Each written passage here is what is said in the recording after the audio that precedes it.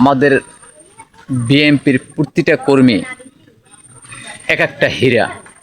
কারণ তাদের কলিজা যেমনি লোহার মতন জোর, তেমনি বুদ্ধিমত্তা, তেমনি তাদের শক্তি, মনোবল, সাহস।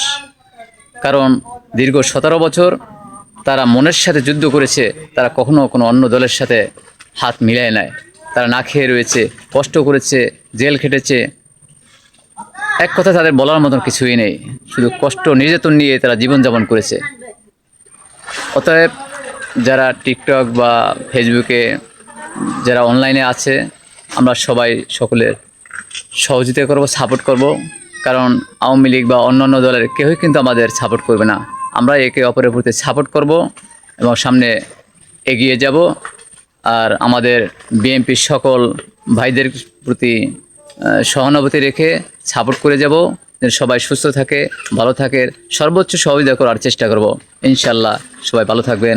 আল্লাহ হাফেজ।